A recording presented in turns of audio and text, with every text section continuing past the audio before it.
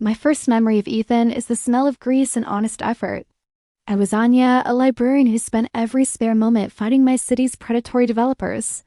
I despised the ultra-rich, the kind of people who saw our neighborhood as nothing more than disposable land. That hatred was personal. My mother's small business had been crushed by corporate greed years ago, a loss that became the iron core of my values. Ethan was the mechanic at the corner garage, his hands perpetually smudged with oil, his eyes the brightest, most startling blue I had ever seen. He drove a beat-up truck and lived in a cramped radiator-heated apartment. Every spare penny he had went into fixing up old cars. He was grounded, real. He understood the value of a hard day's work. We fell in love over salvage furniture and late-night talks about the city budget.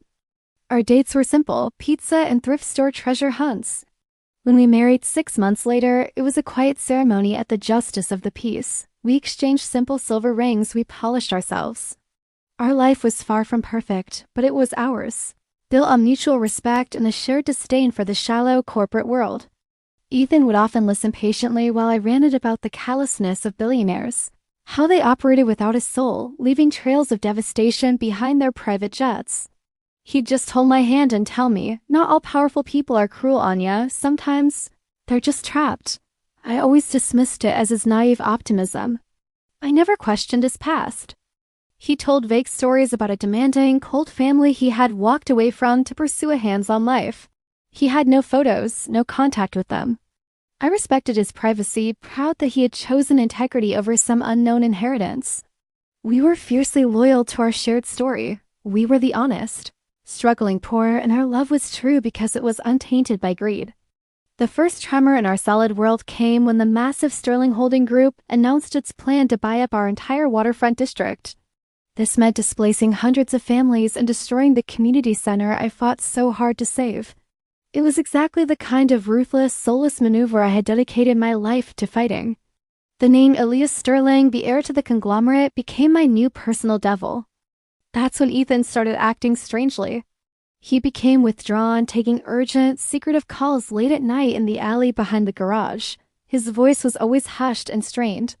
He claimed they were emergencies, something about a broken-down semi-truck, but his face was pale, his hands shaking. A familiar fear of betrayal started creeping in.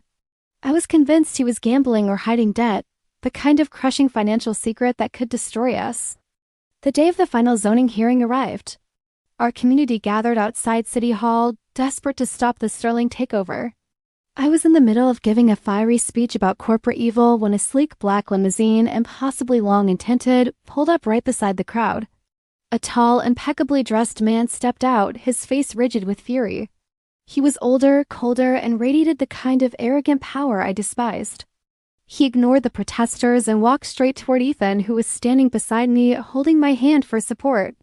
"Elias," the man snarled, his voice carrying over the megaphone feedback.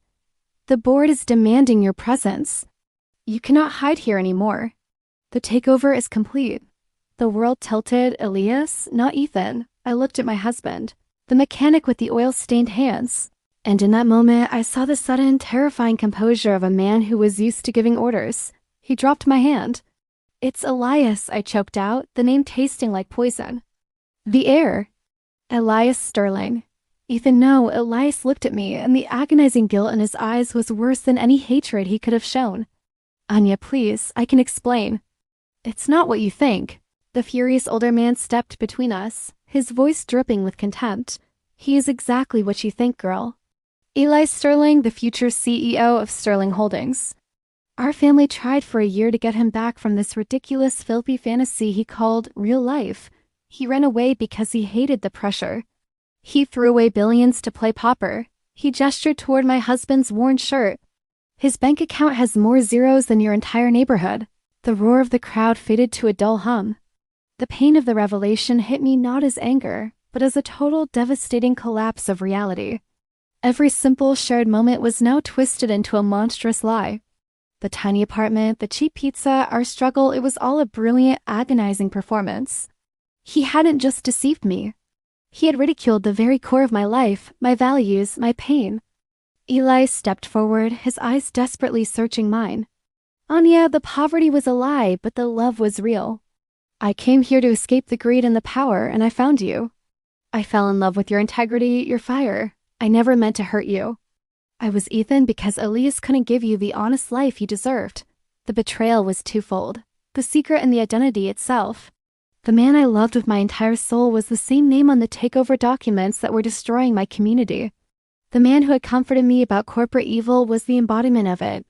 Did you know, I asked him, my voice dangerously quiet, that the Sterling Group is the corporation that crushed my mother's business years ago? Did you know that your name, your family, is the reason I hate the rich? His face went completely pale. I didn't know the specifics, Anya, I swear. I was trying to stop the takeover.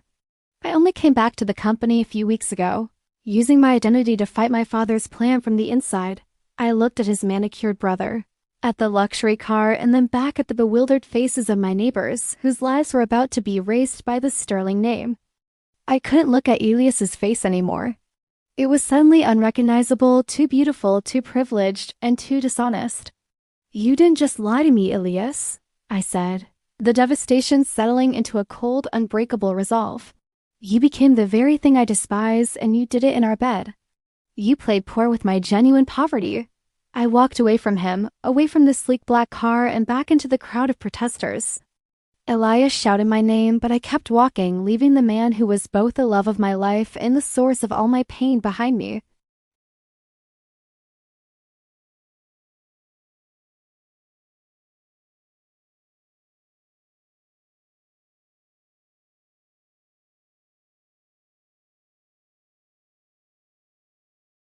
Thanks for listening to my story.